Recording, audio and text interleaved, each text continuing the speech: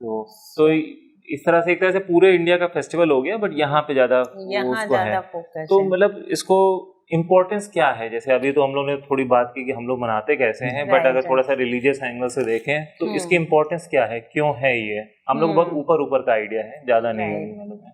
तो इसमें बेसिकली हम लोग दुर्गा माता को पूजा करते हैं, और क्यों करते हैं और 9 दिन तक क्यों मनाया जाता है, तो उसके पीछे स्टोरी है। अच्छा। दुर्गा जी ने, तुम लोग को पता होगा कि महिषासुर नाम के जो डेमन था, राक्षस था, उसका वध किया। यस। तो 9 दिन तक ये बैटल चली। अच्छा। तो इसलिए हम लोग इसको 9 दिन तक मनाते हैं, और 10th डे उन्होंने उसका वध किया और उससे दूर किया। तो अगर तुम महिषासुर के बारे में जानना चाहो कि वो कौन था। महिषासुर वही जो दुर्गा पूजा में जाते हैं तो नहीं है कि जो डीमन बना रहता है नीचे जो उनके होता है, वो महिषासुर है। वो महिषासुर है। हाँ, तो हम लोग को ज्यादा नहीं आइडिया है। उसके पीछे जो स्टोरी है वो ये है कि महिषासुर जो ये राक्षस था, इसको ब्रह्मा से एक वरदान मिला था कि इसको कोई मार नहीं सकता है। अच्छा। केवल एक कैच है कि एक वुमेन मार सकती है। अच्छा। लेकिन वुमेन कैसे मार सकती है एक राक्षस को? yes. और वो भी इतना पावरफुल राक्षस जिसको गॉड्स जो थे, देवी देवता वगैरह देवता, वो उससे लड़ नहीं पाते थे। अच्छा, वो हरा नहीं पा रहे थे। अच्छा। और वो इन लोगों को बहुत परेशान करता था। तो गॉड्स ने सोचा कि हम लोग अलग अलग तो नहीं लड़ पाएंगे, तो हम लोग को जुड़ना पड़ेगा।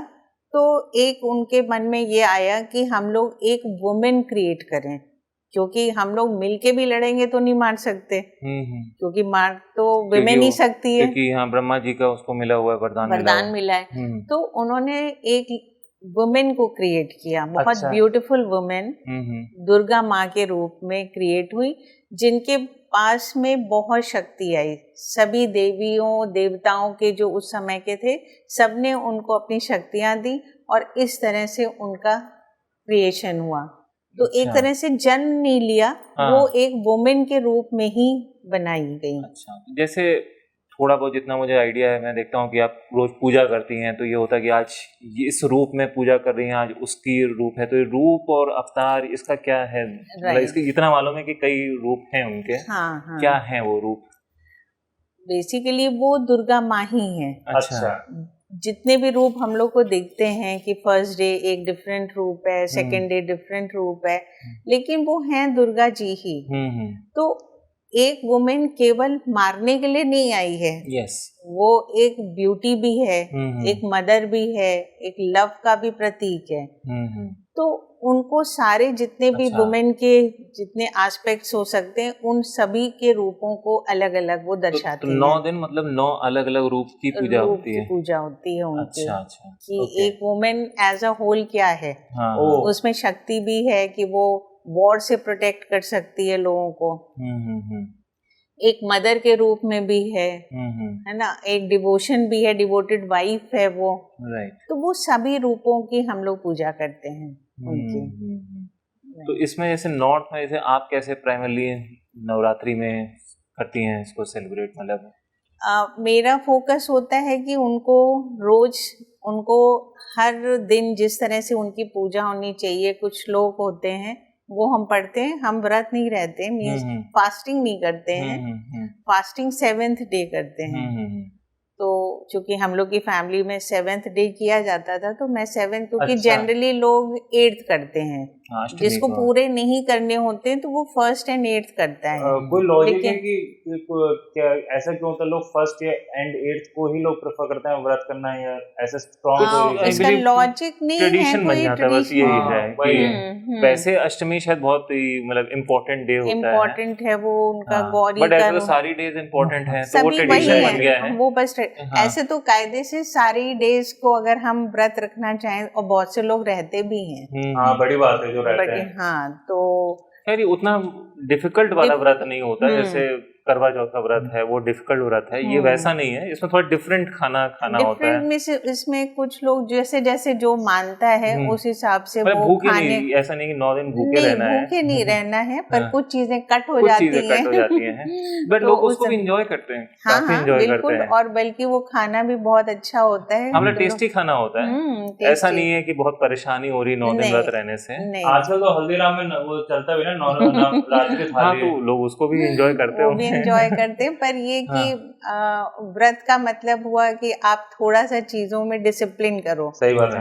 व्रत डजंट मीन कि आप भूखे रहो, अपने को डिसिप्लिन करो, मन से उनकी पूजा करो, मन से उनसे शक्ति लो, वो मुझे लगता है व्रत का मीनिंग है शायद। तो ये जो बेसिकली जो स्टोरी है महिषासुर को, जो स्टोरी का जो मतलब जो किया था दुर्गा जी ने, मान्यता ने जो किया था, तो महिषासुर को एक तरह से उन्होंने डिफीट किया था, मारा था, तो ये एक तरह से सिग्निफिकेंस है इसकी नवरात्रि की।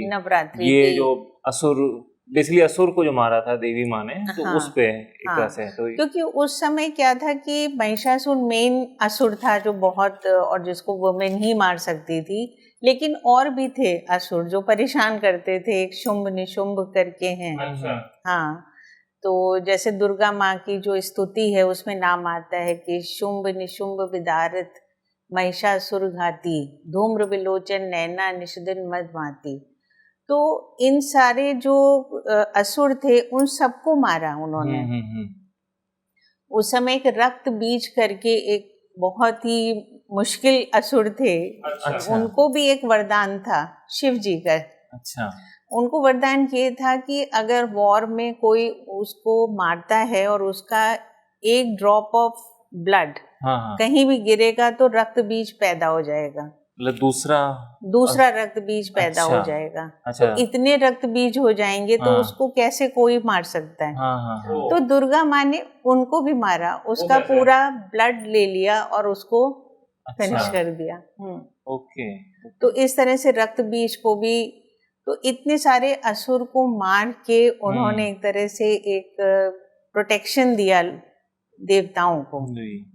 तो ये मान के चलें कि जो जैसे हम लोग के लिए जो रामायण होती है, टेल होती है, कि symbolic representation of victory of good over evil की, जैसे राम जी ने रावण मारा था तो धर्म का विजय हुई, तो वो दुर्गा वाली जी की जो स्टोरी है वो भी सिमिलर ही है, सिमिलर ही हुई। हाँ, अच्छा, तभी सेम ही डेट पे आसपास हम लोग सेलिब्रेट करते हैं। डेट्स का कैसे क्लैश किया गया है वो मुझे नहीं आइडिया है। हम लोग को आइडिया नहीं कि मतलब एक तरफ विजयदशमी हो रही है और एक तरफ दशहरा हो रहा है, तो सेम है। अब मे भी कभी जो हमारे जो पंडित लोग रहे हैं या उन्होंने डिसाइड किया, इनका ओरिजिन बहुत पुराना है, बहुत पुराना है। ये ऋग्वेद में भी दुर्गा माँ के बारे में है रेफरेंस। हाँ, अथर्ववेद में है, पुराण्स में है, रामायण महाभारत, इन सब में इनका है। इंडस वैली में है दुर्गा माँ का। जो पुरानी स्टैचू जो हजारों साल पुरानी होती है, बट उसमें इनकी जरूर मिलेगी दुर्गा माँ की, दुर्गा माँ की। इनको एक तरह से ये महादेवी हैं। ये बेसिकली आई बिलीव जो विमेन हैं उनकी, मतलब बेसिकली उनकी जो पावर है और वो सिंबॉलिक रिप्रेजेंटेशन है कि एक वुमेन इतनी शक्तिशाली है। और मुझे लगता है कि वो एक एरा था जबकि वुमेन की बहुत रिस्पेक्ट रही होगी उसको, क्योंकि जो भी लिखा जाता है वो सोसाइटी की सोच होती है। तो मुझे लगता है उस समय विमेन बहुत स्ट्रॉन्ग मानी जाती होगी। तो प्लस कई बार हम जैसे इसको एक तो लिटरली कह सकते हैं कि असुर और देवता, बट कई बार हम लोग ये सोचते हैं कि मतलब असुरों को भगवान के क्यों वरदान मिल जाते थे, बट मे बी वो कुछ उससे मैसेज देना चाहते हैं सोसाइटी में कि कई बार मे बी जब वरदान दिए हो तो वो खराब आदमी नहीं आ रहा हो। अब क्योंकि मुझे उतनी नॉलेज नहीं है तो मैं, लेकिन मे बी उस पावर की वजह से करप्ट हो जाएं। राइट। तो ये इस तरह से असुर और देव और वरदान और फिर ऐसी दुर्गा माँ और इन सब की जो स्टोरीज हैं, मे बी ये सब एजुकेट करने के लिए भी एक पर्पस होता हो कि विमेन को वीक मत समझो, या जो पावर करप्ट कर देती है तो उसके बाद अल्टीमेटली जो एंड है वो खराब होगा। तो इस एंगल से भी हम लोग को स्टोरीज को समझना चाहिए। एक तो हो गया हम लोगों ने बिल्कुल ऐसे बात की कि ये आए, इन्होंने इनको मारा, और दूसरा है कि उसका मतलब क्या है, उसके मतलब पीछे क्या है, डीपर मीनिंग क्या है, हर चीज के बीच में मतलब अंदर कुछ सिग्निफिकेंस है हर स्टोरी का। राइट। तो जैसे हम लोग रावण की स्टोरी पढ़ते हैं, तो रावण वैसे बहुत विद्वान था, इतना विद्वान कि राम ने लक्ष्मण को भेजा था कुछ उनसे शिक्षा लेने के लिए, ये कहा जाता है। लेकिन इतनी पावर होने के बाद अहंकार आ गया। अहंकार की वजह से वो लोगों को परेशान करने लगा और गलत कदम उठा लिया। तो दिखाने का पर्पस ये होगा इन स्टोरीज का कि कोई भी कितना भी पावरफुल हो, लेकिन उसको डिस्ट्रॉय कोई ना कोई कर सकता है, और किसी को वीक ना मानो, चाहे वो वुमेन हो चाहे कोई भी हो, वीक नहीं मानना चाहिए, क्योंकि पावरफुल कोई भी हो सकता है। तो गलत चीज को हमेशा खत्म किया जाता है, तो ये एक अच्छा तरीका है सिखाने का। राइट। तो दुर्गा माँ की हमारे कल्चर में, कंट्री में बहुत इम्पोर्टेंस रही है। जैसे हम लोग को इट नॉट जस्ट कि वो केवल जो दुर्गा पूजा जी के पंडाल जो होते हैं उसमें ही होता है, यहाँ तक कि जब हम लोग का फ्रीडम स्ट्रगल चल रही थी उसमें भी दुर्गा माता जी ने काफी बड़ा रोल प्ले किया था।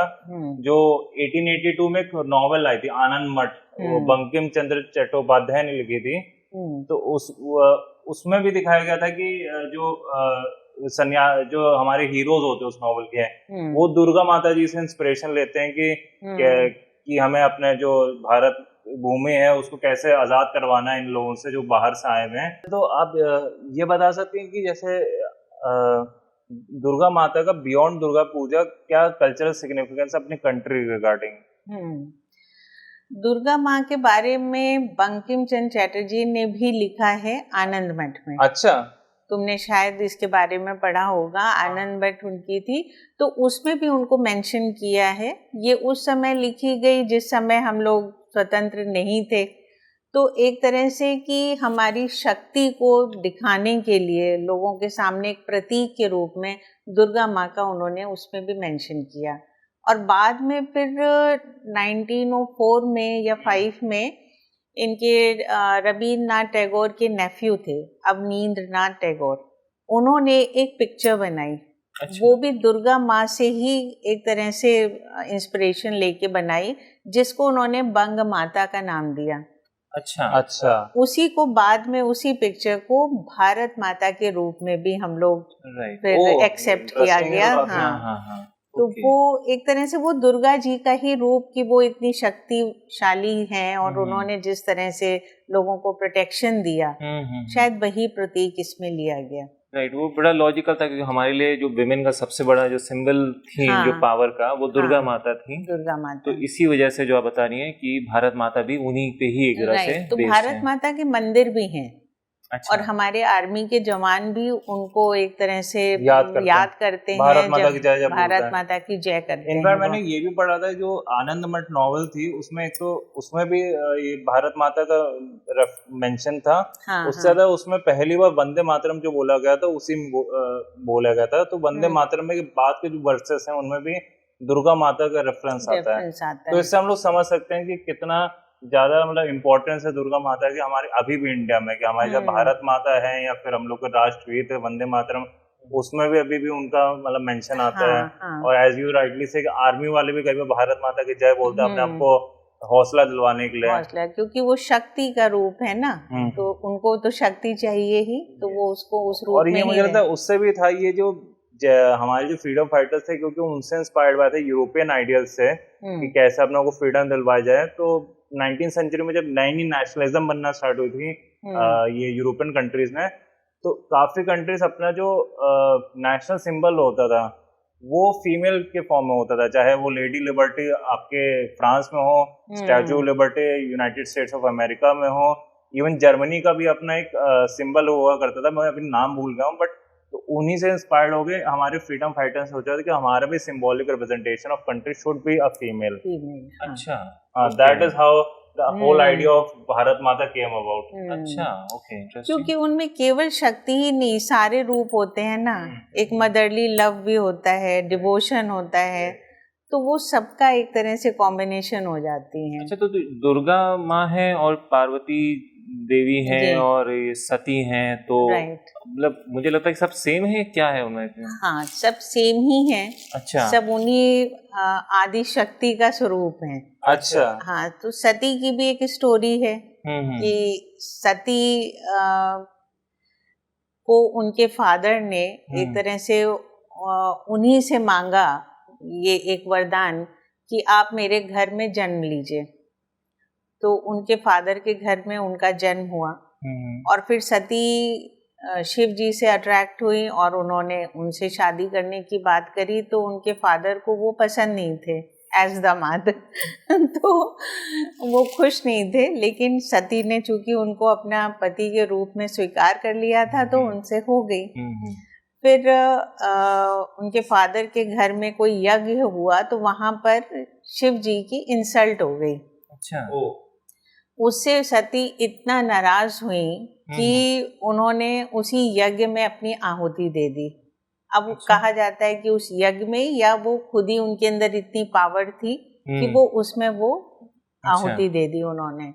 इस बात से शिवजी नाराज हो गए, नेचुरली नाराज होना ही था, तो फाइनली उन्होंने वध कर दिया उनके फादर का। और सती जो थी वो फिर से उन्होंने जन्म लिया, नेक्स्ट उनका जन्म हुआ पार्वती के रूप में। अच्छा। जो कि माउंटेन की बेटी थी, पर्वत की, तो उनका नाम पार्वती था। और फिर उन्होंने शिव जी से शादी करी, उनके 2 बेटे हुए, कार्तिकेय और लॉर्ड गणेशा जिनको हम लोग पूजा करते हैं, तो ये 2 उनके बेटे थे। तो पार्वती और दुर्गा में क्या रिलेशन है? पार्वती ही दुर्गा है, दुर्गा ही पार्वती है। अच्छा। सब में वही शक्ति है। तो इनमें कुछ भी ऐसा नहीं है कि हम दुर्गा को अलग, उनके अलग अलग नाम है, कहीं उनका नाम उमा है, कहीं उनका नाम गौरी है, कहीं आदि शक्ति है, तो पार्वती भी दुर्गा ही है। वैसी वो जैसे राम जी विष्णु थे और कृष्ण भी बने, विष्णु के अवतार थे, वो अवतार थे, ये रूप हैं। अच्छा। अलग अलग हम लोग इसके बियॉन्ड। हाँ, इसको अवतार ना कह के मुझे लगता है कि शायद रूप हुई, वो अलग अलग रूप में वो हम लोग को मिलती हैं। राइट। तो पार्वती और दुर्गा में अक्सर कंफ्यूजन होता है। Yes yes. तो उनका ये वैसे इंटरेस्टिंग है ये सब, क्योंकि हम लोग को थोड़ा आइडिया कम था, तो इंटरेस्टिंग था ये मालूम करना। तो आजकल तो नवरात्रि चली रही है, तो अब दुर्गा पूजा शुरू होने वाली है, तो जाएंगे देखेंगे, थोड़ा सा और आइडिया लग गया हम लोग को और अच्छा लगेगा और बेटर लगेगा। यस, हाँ, थोड़ा सा आइडिया होता है तो आपको उसका सिग्निफिकेंस मालूम होता है। तो जैसे दुर्गा जी के अंदर जो शक्ति है, हम लोग देख रहे हैं कि वुमेन में बहुत पावर होती है, और मैं नाम लेना चाहूंगी सुनीता विलियम्स का।